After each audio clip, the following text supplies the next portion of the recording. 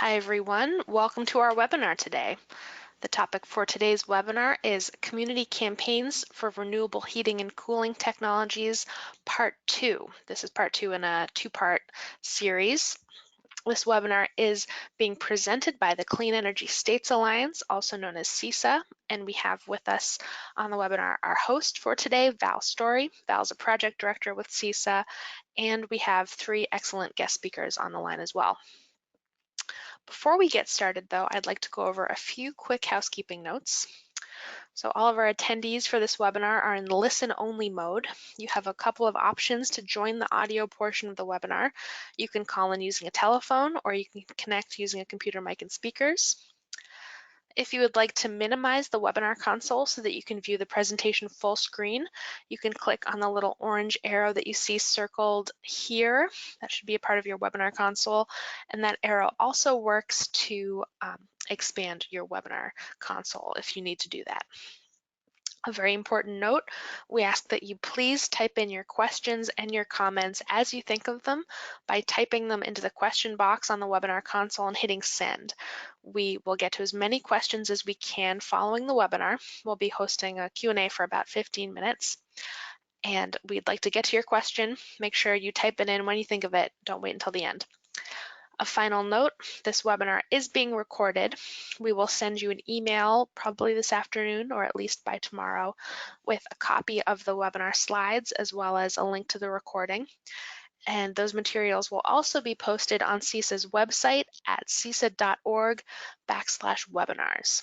And that's a good URL to know because we also post our upcoming webinars there. So with that, I'd like to pass it over to our host for this webinar, Val Stori. As I said, Val is a project director here at the Clean Energy States Alliance.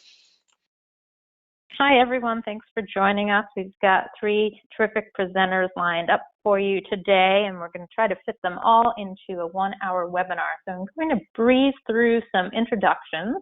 First, an introduction about the Clean Energy States Alliance, or CESA. We're a national nonprofit, and we're based in Montpelier, Vermont. We work primarily with public agencies, both state and federal agencies, to advance clean energy through facilitating information sharing. We provide technical assistance, and we provide expertise in an analysis of renewable energy technologies and markets. We have members throughout the country, and you can see all our members up on your screen right now. Next slide, please. So today we have three featured speakers. I am going to introduce each of them right before their particular presentation. As Sam mentioned, this is part 2 of a two-part webinar series on a report we released, I believe it was last month, or we're already in August, so back in June, called Community Campaigns for Renewable Heating and Cooling Technologies, which includes 4 case studies on Northampton, Massachusetts, Boulder, Colorado, Peaks Island, Maine, and Tompkins County, New York. You can go to our webinar archive to listen to the first part of the series, which included Boulder and Mass Clean Energy Center's Clean Heating and Cooling program. The reason we wrote this report is because 42% of energy used in homes goes to space heating, and that is primarily served by fossil fuels. And 11% of the greenhouse gas emissions in the U.S. comes from the heating sector. So it follows that switching to clean heating and cooling technologies like air source heat pumps, ground source heat pumps, wood pellet boilers, solar thermal, and heat pump water heaters can help reduce fossil fuel use, it can help reduce emissions, and it can help cities and states meet their long-term energy and climate goals. However, the adoption of clean heating and cooling technologies has been relatively slow in its uptake, and so cities and towns and now states have launched group purchasing community campaigns like you'll hear about today. One of the things that I find really interesting about the report is that we chose 4 communities that took 4 pretty different approaches to running their clean heating and cooling campaigns. And today you're going to first hear from Sam Saltonstall from the PEAT Environmental Action Team in Maine. And this community campaign was really a one-man volunteer effort that drove this community heating program. So let me introduce to you Sam Saltonstall. He's a retired school teacher who worked on Peaks Island to test the wind resource with a meteorological tower. As an energy efficiency volunteer with the Island Institute, he oversaw the weatherization of 108 island homes. He formed 3 heat pump purchase groups, and he got the island school air sealed with a grant. He's currently the board president of Window Dressers, the insulating nonprofit that has worked to build 34,000 insulating window inserts since 2010. Sam, passing it over to you. Hello, everyone. My name, as you know already, is Sam Saltonstall, and the slide you're looking at is of Casco Bay, right off the city of Portland, Maine, and Peaks Island, where I lived for 9 years, is at the bottom center of the map of the chart.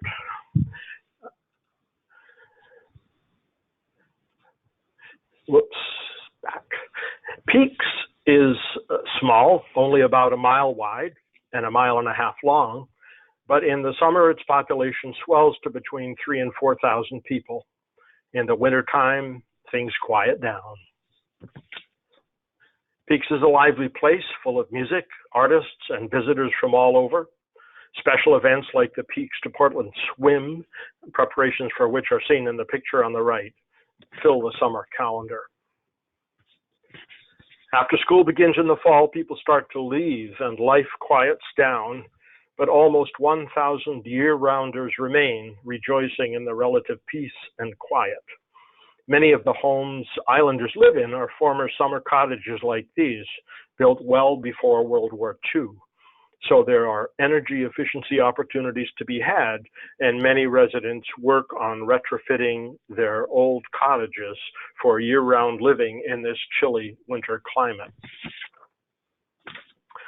The first organization I joined when I moved to the island was PEAT, the Peaks Environmental Action Team.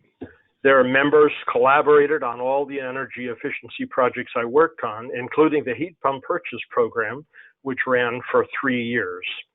There was no cost associated with our efforts other than donated out-of-pocket expenses. All the work was done by volunteers.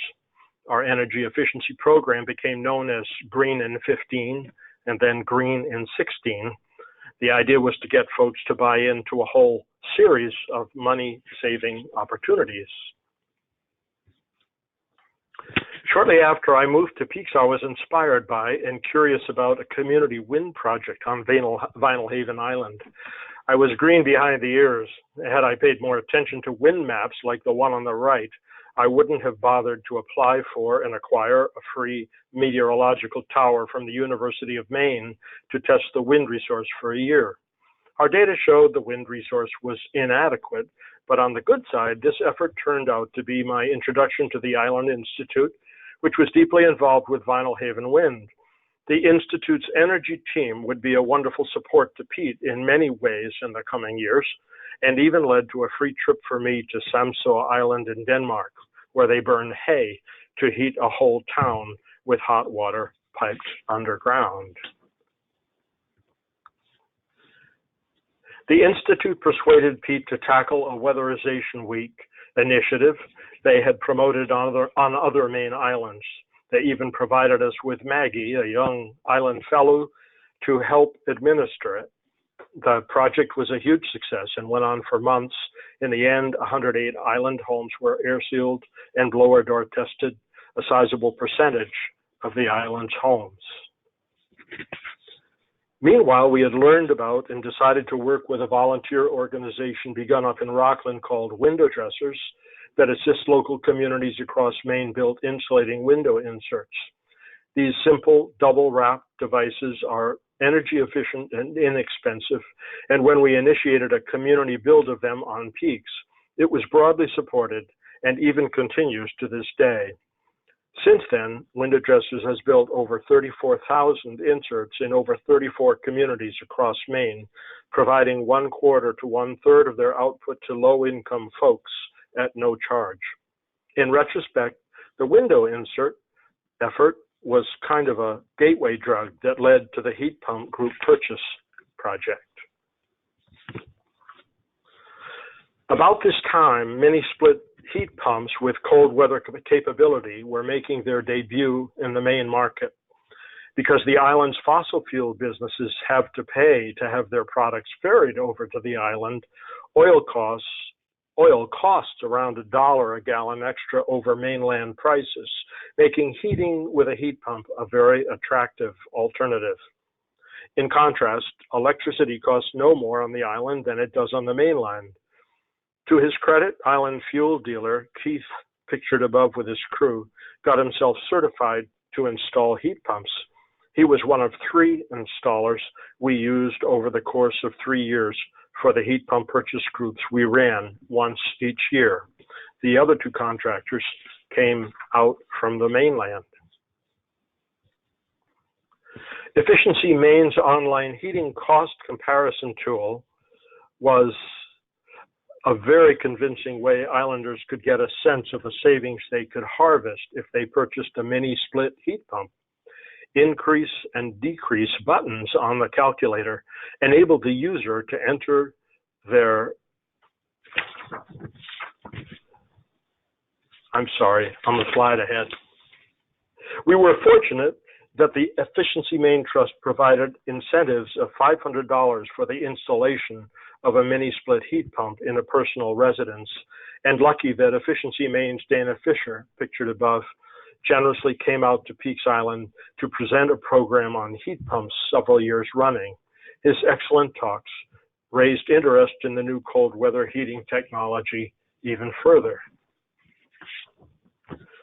Efficiency Maine's online heating cost comparison tool was a very convincing way islanders could get a sense of the savings they could harvest if they purchased a mini split heat pump. Increase and decrease buttons on the calculator enabled the user to enter their actual fuel costs and then get a comparison figure for other heating methods, including air source heat pumps.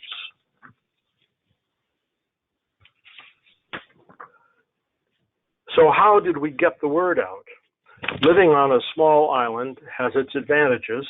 Besides Dana's presentations held at the community center, word spread about our heat pump purchase program at the grocery store, on the ferry where all the latest island gossip gets shared, and first and foremost on the island email list maintained generously by Carol Eisenberg. It was the main way PEAT was able to let people know about all our energy efficiency efforts.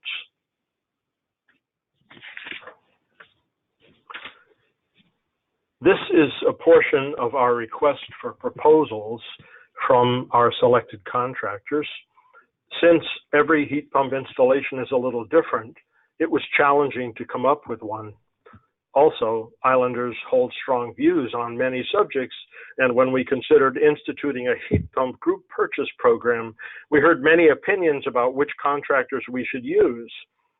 So we ended up using 3 contractors for the first 2 years and 2 in the last one. It felt good to give islanders a choice and more than one contractor a piece of the action. But it was a little more complicated, dealing with multiple vendors. Did the competition inspire them to lower their prices? I'm not sure. Each year, we decided to bring all our potential customers together with the participating contractors at a special meeting. This slide shows part of the email explaining the program in year 3. In year 1 and 2, a contractor had to have 10 signed customer contracts from islanders before he or she would offer a discount. Even then, some islanders preferred to use the contractor they liked, even if he or she was more expensive. In year 3, the discount was offered if a contract was signed within 1 week from the date it was received from the contractor. I should point out that island residents find it challenging and expensive to get contractors out to the island for site visits. The contractors were, I think, also pleased that PEAT was arranging an efficient way for them to make contact with potential customers due to the time and expense involved with riding out on the ferry to visit only a single customer. Here is the agenda for the meeting we held for the contractors and their prospective island customers. At the end of the meeting, the customers ready to sign up voted with their feet, walking to the chosen contractor's clipboard and signing up.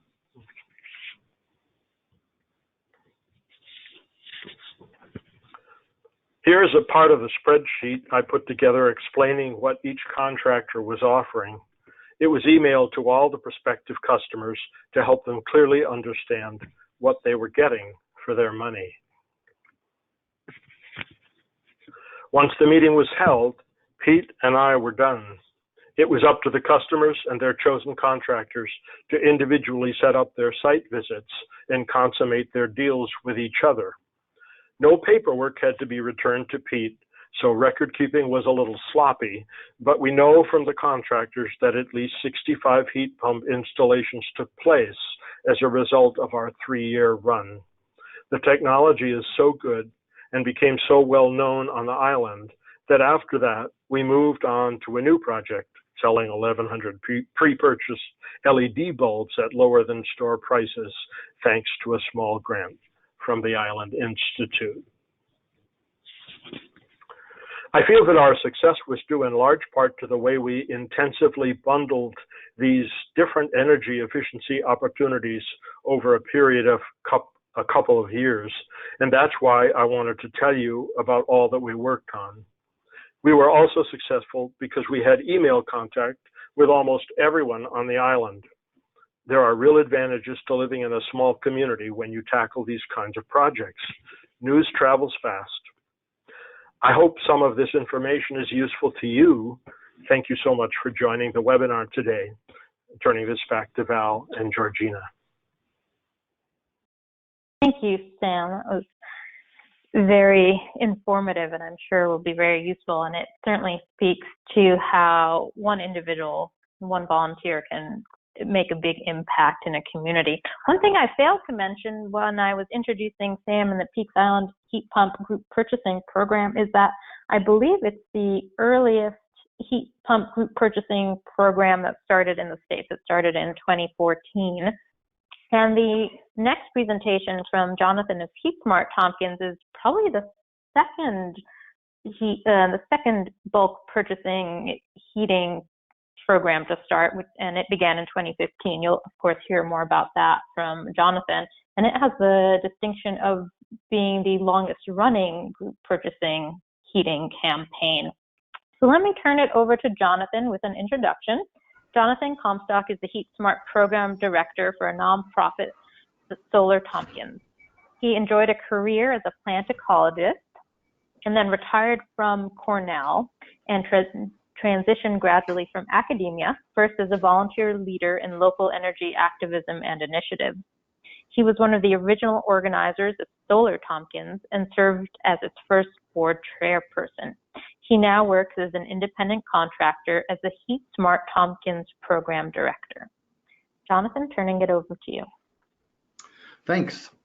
So I'm Jonathan Comstock. If you have any questions that don't get answered during the seminar and you want to follow up, my contact info is here on the first slide. And I'll just jump ahead and, oops. Come on, there we go. Accept. Is that right? Okay. So what I want to cover today is first the evolution and origins of our organization and the HeatSmart program. What were our initial strategies for making this work? What were the initial results that we got? And what current efforts are like now? And related to that, lessons learned. So I'll just jump forward. Our group started as a Solarize group. In 2012, actually, we had just finished doing a light bulb giveaway program. It was compact fluorescence back then, and I'm not sure they lived up to the hype, but still it was a wonderful outreach to the community, and we knocked on every single door in the town of Caroline. And this was led by Energy Independent Caroline, which is an advisory committee to the town board. And I happened to be the chair of that in 2012. And so at our winter retreat around my dining room table, we were trying to decide, what do we do next? And we finally came up with a couple of people had just heard talks about Solarize campaigns. And that quickly became our goal. So we began as a Solarize program in 2012. We did get at that time invaluable coaching. It had started, that whole movement started out on the West Coast in Washington State and no, Portland, Oregon, I guess. And then in New York, the very first Solarize group was in Madison County, and they gave us a lot of coaching. We were the second and the first really large Solarize program in New York. And the first year, we were just 3 townships. Caroline joined with the 2 neighboring towns because we thought one town alone wasn't going to be impressive enough to attract any installers to want to work with us. But we greatly exceeded our expectations. When we went into this, we were thinking, oh, gee, if we could get 30 people to go solar, that'd be great. 110 homes went solar, and a bunch more got solar hot water heating. So the second year we went county-wide and solarized another 360 homes. And at this point we felt like we had made such a splash, and with solar was sweeping the nation everywhere, but we had made such a local splash that we really didn't need to keep doing this. Quite a few jobs got created for local companies that grew tremendously during those 2 years. But we decided that we needed to do the HeatSmart program because in New York, the statistic is actually 70% of household energy gets used for heating. We have a cold winter climate here. So we have had good funding throughout our programs. Both of the Solarize programs and the first few HeatSmart programs were funded by a local philanthropic organization, the Park Foundation, and a few individual donors, but it was mostly the Park Foundation. And we weren't a 501c3, so we had municipal sponsors to allow us to accept the money. The first year it was the town of Caroline, and the second year it was the county of Tompkins County planning.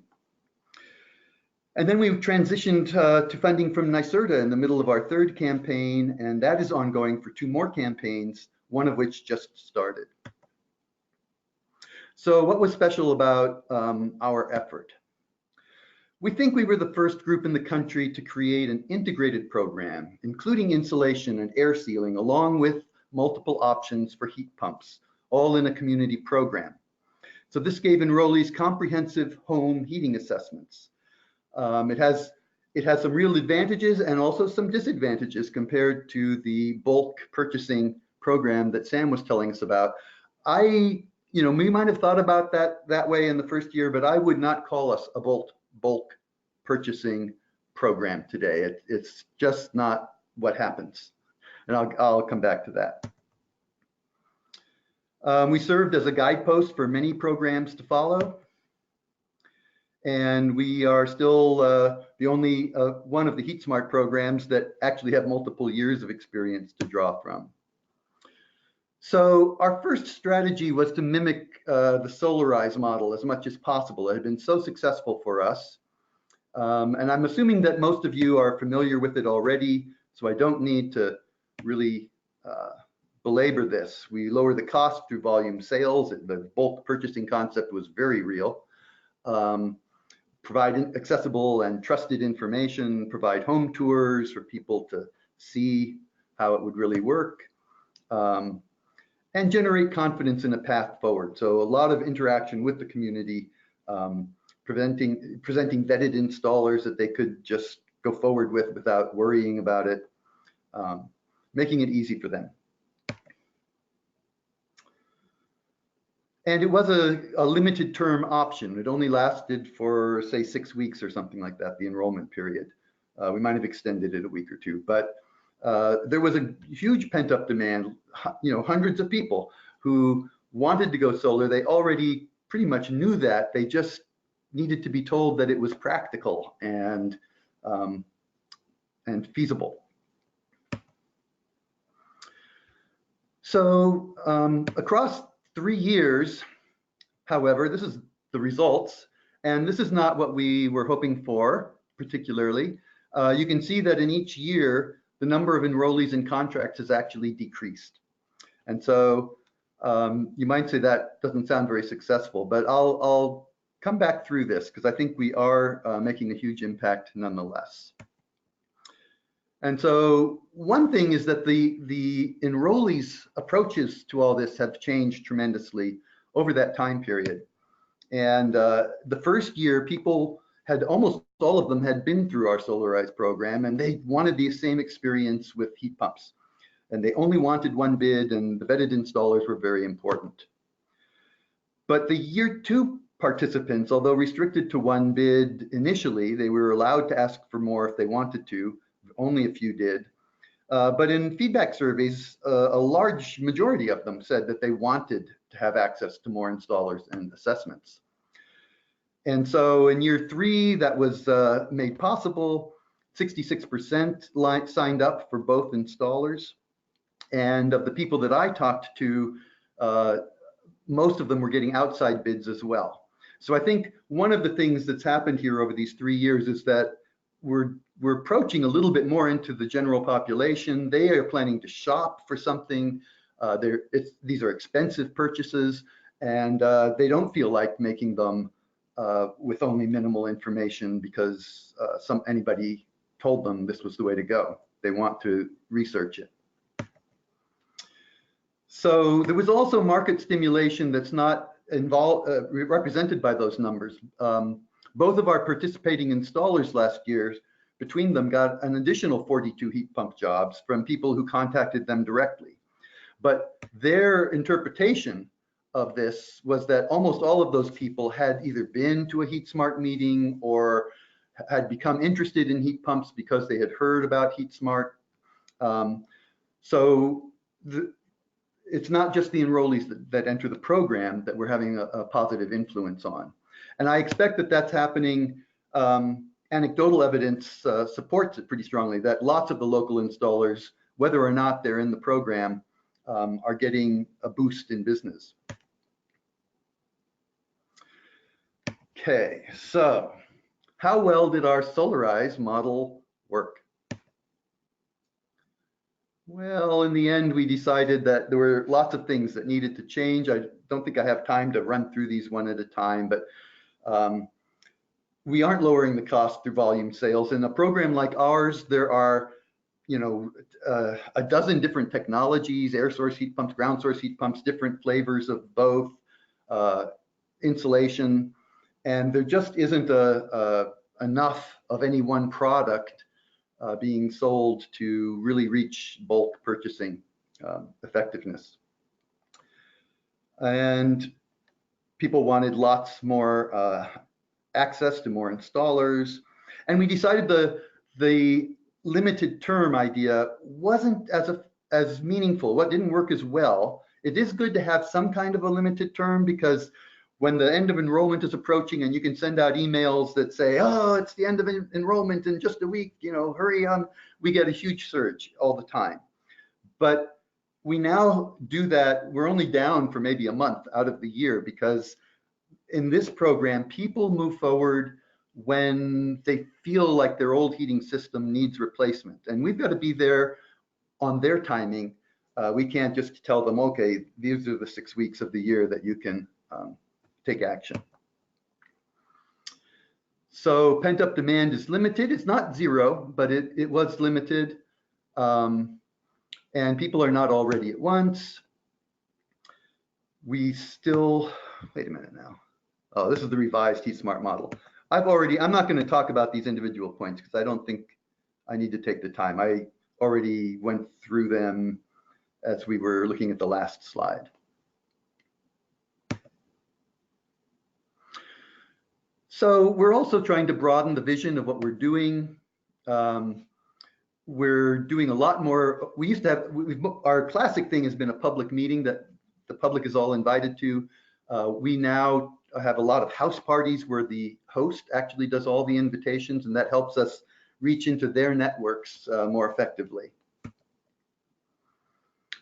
And this is just more about why I don't think the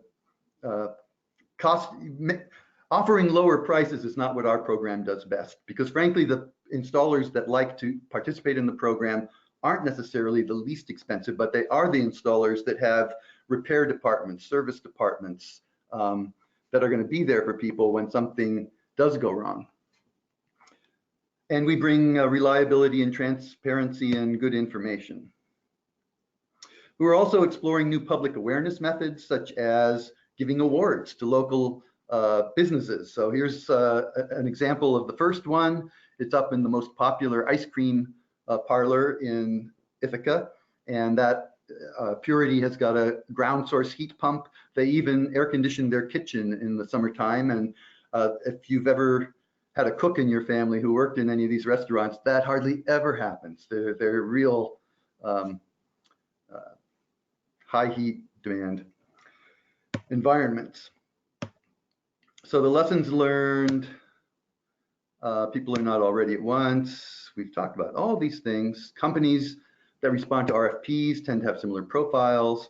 Yeah, here's one. A lot of customers told us that we were running a stealth program, that in spite of all our efforts at outreach, they'd never heard of us. And it just, they ran into some neighbor. But that's not reaching the whole community. And part of that is because we started out, we were all energy activists. We had all been very active in our different towns within Tompkins County, advocating for a ban on fracking. And almost all of those efforts were successful. We had eight of the 10 towns banning fracking in their jurisdiction. But we all wanted to do something positive. It's not enough to say no, no, no. It's important to say yes to something. And so we had tremendous enthusiasm on the part of our volunteers, and we already talked about that. So this year, we are going to try to do a lot of extensive advertising, and this is made possible because we got extra funding for our work in Lansing. And this Lansing is experiencing a gas moratorium, natural gas hookup moratorium imposed by the utility because they say there's not enough gas and to service any new customers. And so we're trying to show that we don't need to put in new pipelines, but we can find other and better solutions for that. And so we got extra resources on that reason. And we finally, this year, we are advertising at movie theaters, on billboards, on the radio, billboards on public buses, and more. And I think that the statewide programs are really very important. Otherwise, every team has to reinvent the wheel. They need to provide a lot of resources, which they do, but leave flexibility for the communities. And I want to give a shout out to the NYSERDA group here in New York, because I think they have done that in an exemplary fashion. And we mostly are run by volunteers. There's just a couple of us down there that are staff members. And that's all I have for you today. I look forward to questions later. Great, thank you. And yes, please type in questions for the three panelists. You've heard from Sam and Jonathan so far. Jonathan, thank you for that presentation. And thanks for mentioning the difference with Solarize and sort of the movement away from, the focus and the outreach being about group purchasing resulting in lower costs. This is something we heard echoed by the panelists on last week's webinar, and it's also something that we highlight in the report. So I rushed through earlier on an introduction and overview to the report. You can listen to last week's webinar to learn a little more, and of course you can download that report. But there is a section that compares and contrasts HeatSmart or Thermalize, these heating and cooling bulk purchase programs, with Solarize, and offers lessons learned for communities wishing to replicate these programs. And now, as Jonathan mentioned, NYSERDA is moving to a state-supported HeatSmart clean heating and cooling campaign program. So I wanted I would like to introduce Rachel Genzer. She's a member of NYSERDA's Clean Heating and Cooling team, which she joined in 2017. Rachel's in her final year of a Master's of Public Administration at the University at Albany's Rockefeller College of Public Affairs and Policy. She works primarily on the community campaign program, creating a workforce development strategy, and in developing programs for heat pump adoption in low to moderate income households. She lives in Albany. Rachel, thanks for joining us. Thanks, Val. So, hi everybody, my name is Rachel Genzer.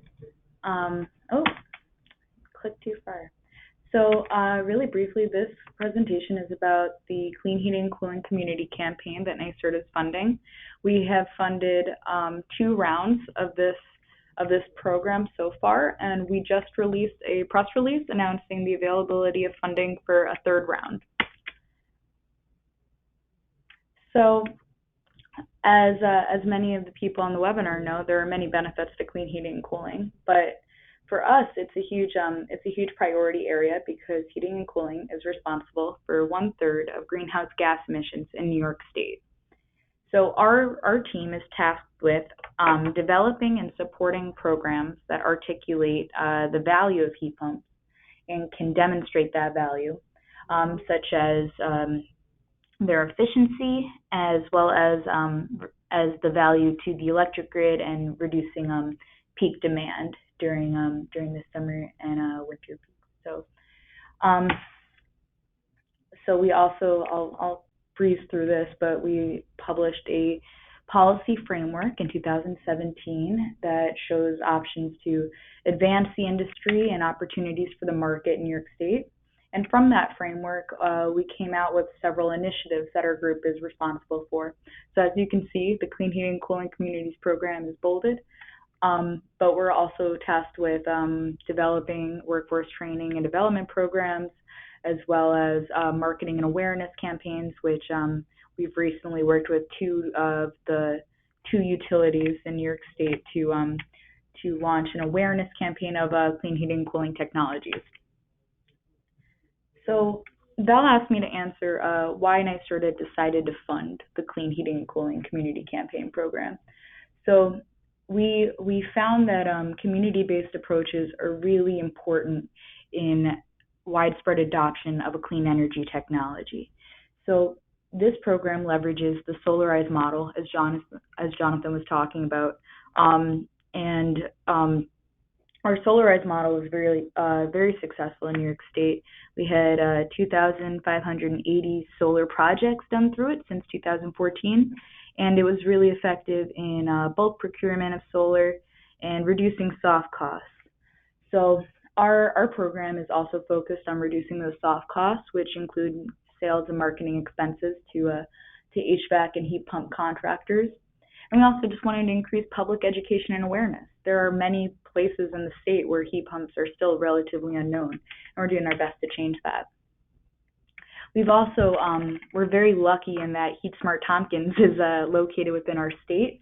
As Jonathan was just talking about, we talked with them extensively in the 2 years leading up to our program launch in order to secure executive approval to establish this program.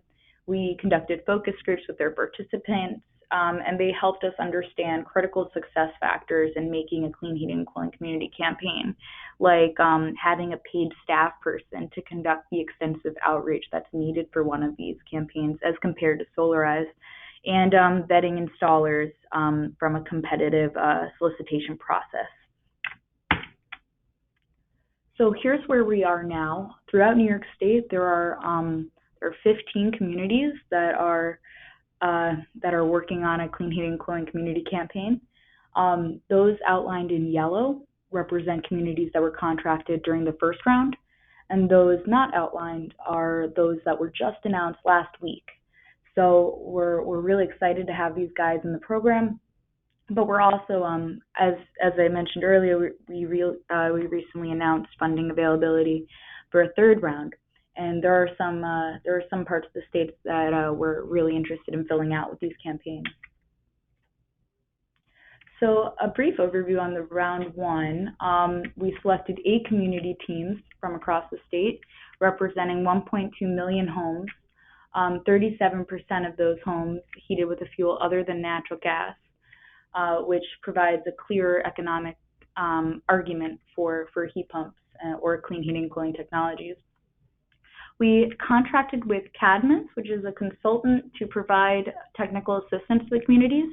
As Meg mentioned last week, Mass CEC also contracted with CADMAS for this purpose, for their community program. We also contracted with a company called Faraday that developed a customer targeting tool to identify high probability leads and customers for heat pump and HVAC installers, but our communities were able to use the tool as well in their campaigns. We also contracted with KSB, a marketing firm that helped develop things like marketing collateral like lawn signs, postcards, and digital advertising.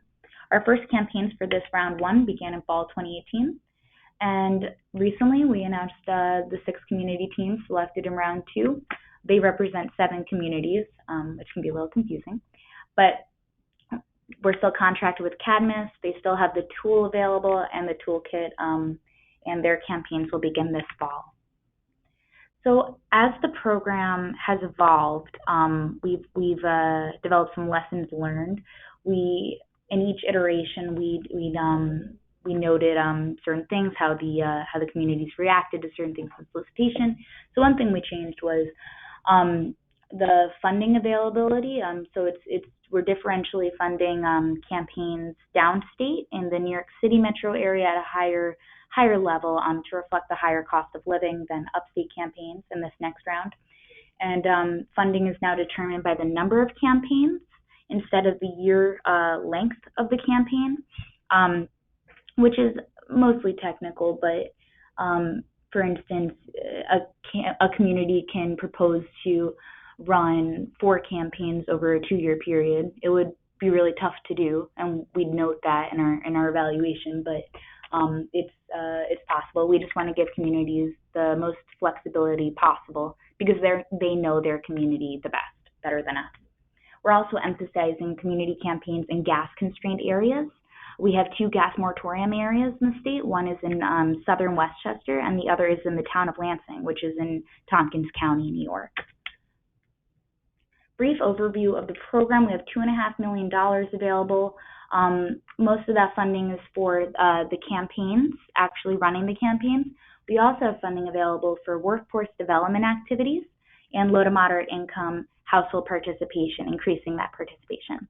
So categories B and C, the workforce development and LMI piece, are optional, and communities that were awarded funding in previous iterations, previous rounds, are able to come back in and ask for that funding in future rounds if they haven't received it already. So cities, towns, boroughs, and regions in New York State are eligible as long as they have at least 40,000 residents. Unfortunately, we're not able to fund any activities on Long Island. And these eligible proposers can be community-based organizations like Solar Tompkins, typically a nonprofit organization that represents the community in an environmental sustainability or energy advocacy role. We also are contracted with 2 municipalities. They're also eligible to apply. So we're contracted with the city of Rochester and the city of Utica to run these campaigns. We encourage teaming. So any financial institutions, higher education institutions, or a local utility. So these are the eligible technologies. Luckily, we have incentive programs separately that aren't really touched on here for the high efficiency, low emissions biomass heating, ground source heat pumps, and air source heat pumps that help defray the cost and make this technology more possible for average homeowners. Solar heating, cooling, and heat pump water heaters are also eligible to promote in these campaigns. All campaigns are required to include a building envelope energy efficiency distribution system component, and this can look pretty different depending on the community, but for the most part, most communities are selecting an energy efficiency contractor and not requiring that an interested party or enrollee do the energy efficiency work, but that they're aware, because heat pumps don't work as effectively if that energy efficiency improvement is not made to a home. So the technical assistance contractor, which is CADMAS, has helped with installer selection, ensuring that the contractors are able and have the capacity to support the campaign, actually implementing the campaign, and analyzing lessons learned and reporting of leads and contracts. Really briefly, we require proposers to articulate their approach, the technology choices, their team, and we'll kind of evaluate them on if they're in a gas-constrained area, if they have significant commitment from the community, if they've run a community campaign before. For the workforce development piece, we ask them, which is optional by the way, but we ask them to articulate needs, outcomes, training partners, clearly identified skill gaps, and we'll look at that as we evaluate them. And the LMI piece is pretty interesting because frankly, we don't know the best idea for enabling greater LMI participation in these campaigns and this uptake of technology. So it's kind of wide open. We ask the communities to articulate a pilot approach to enabling greater LMI participation, and determine their income eligibility for participating and that sort of thing. And also to ensure that the installation only occurs in a case of clear economic benefit. And they'll be evaluated on these criteria, leveraging other resources in their plan. And here are our campaign results to date. As you might notice, there are some fields that are missing data, which I'll touch on in a minute. But overall, we have over 1,000 leads generated through the first year of the campaign, 300 site visits, about 94 quotes, and just over 100 contracts. And we're pretty happy with these numbers. However, there is some significant missing data, which I'll talk about. Oops. So reporting has been a challenge. We expected it to be a challenge going into this program, but it has been quite the challenge to get this data from installers, to get who they're talking to, tracking each customer in their pipeline, and overall just getting a sense of how many contracts were signed and for which technology. So we're working on developing or contracting with a common platform and promoting that platform throughout most of the campaign, so that data is easier to aggregate, standardize, and overall pull together. We noticed that Airtable works really well for this purpose because there's a mobile application and installers are more likely to use it. And we're working on developing videos, better templates, and clearer definitions for terms that we're asking for, like contracts and leads. So how can you help? If you or someone you know is interested in participating in one of these campaigns and you live in New York State, please reach out to chccc@nyserda.ny.gov. Proposals are due in September for the next round of funding, and when these slides are posted, you'll be able to click on this link, which will bring you to the program page. And thank you. My name is Rachel Genzer, and you can reach me here, and that's my contact information. And back to you, Val. Thanks, Rachel, and thanks everyone for typing in questions. Feel free to do so, and we'll try to get them. So we've got about 10 minutes to the top of the hour, and I'm thinking we can run a little late beyond the hour. For those of you who can stay on, please feel free to do so, and we'll try to get to a few more of your questions. Rachel, thank you for that excellent presentation. It was very interesting to hear about how you're targeting gas-constrained and gas moratorium areas. That seems like great targets for future community campaigns and in other areas. A great place to start. So I want to introduce next my colleague, Georgena Terry, who's a research associate at CISA. She is going to moderate the Q&A session. Thanks, Val. The first question I have here, I'll combine two of them. I'll direct them to both Sam and to Jonathan. And the person asking the question wants to know if you compared adoption rates to baseline rates before the campaign. And once you know that, have you seen any spillover of your efforts that have increased adoption rates, either after the campaigns ended or in neighboring geographical regions? That's a good question. Go ahead, Jonathan. You go first, Sam. It's fine. Yeah, I did not compare. I don't think there were many heat pumps on the island before we started. Yeah, and I don't have numbers for that either. There isn't any easy source to find such baseline data. I know that just from the companies we were working with, that they felt that there was a real surge in that, especially in the first program. But they have remained enthusiastic. As I said, they are getting a lot of business that they attribute to the program, even though they don't come through as an enrollee. And it is, we would like to have better stats to be able to show what we're accomplishing. But in truth, those are all victories as far as we're concerned. And anybody who goes forward, that's a success. But we don't have good data on it.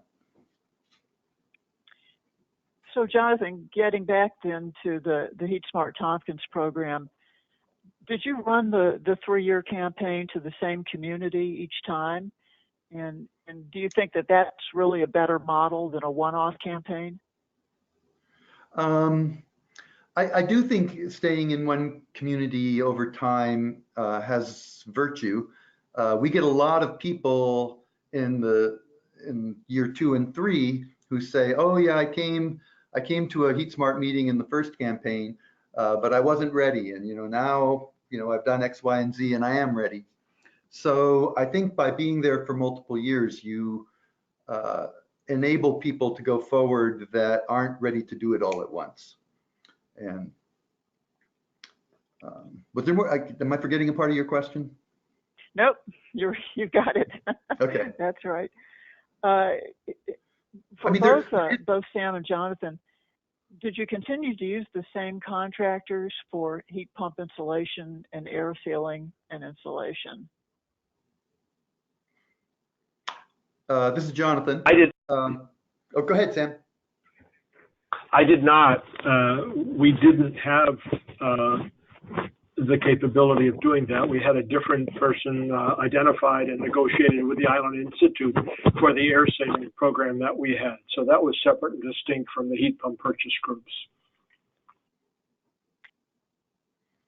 Yeah, and we had tended to pretty much have the same installers, but we have had open RFPs and tried to get other installers interested in joining us. But I think we have the most prominent ones in this area. 3 of them right now in the program. 2 of them have been in all 3 years. Wow. All right, let's give you guys a little bit of a break and go to Rachel with this one. Rachel, the person asking the question wants to know how NYSERDA determined the percentage of residences using heating oil, propane, etc. Right. I'm not as close to the data collection, but that data is pulled from tax parcel data, and that's aggregated within a different group at NYSERDA. But tax parcel data is where that data is collected from. But it is being requested somewhere. Okay. Now, here's the question about weatherization, and I'll just throw this out and let anyone take it who wants to. It says, you suggest weatherization for homes hoping to install heat pumps so that the economics work. Does the estimated operating cost tool take the weatherizing gas/oil/propane fired equipment so that the comparison is really apples to apples? I think that's to you, Sam, because you were talking about the tool that was online. Yeah, well, the weatherization program that we had was only running in 2013 and 14, I believe. It's getting a little hazy here. And I have, in my communication with people interested in heat pumps have always stressed the importance of weatherization first. It's just plain common sense. Yeah, I'll add to that we always encourage people to do that. The economic argument for it varies from house to house. I mean, if you've got a really leaky house, you are going to save a significant amount of money. On the other hand, some of the ground source heat pump installers say, "Oh, our equipment is so energy efficient, we're not going to change the size of the system that much, and so and we would have saved you that energy anyway, a lot of it." But I think from the point of view of the grid and over time maturing, it's absolutely crucial to get people to weatherize their homes. And the other thing is that comfort issues are not solved by just putting in a larger heat pump. If you've got drafty rooms, if you've got rooms that have very different temperatures in different parts of the house, those are insulation problems, and you have to address the insulation to fix them. Okay, thanks. Another question here involving the price difference between contractors. And I think, again, this could be for any of you. Given that there is a price difference often between the contractors, do most consumers go with the least cost? And if they didn't, why didn't they?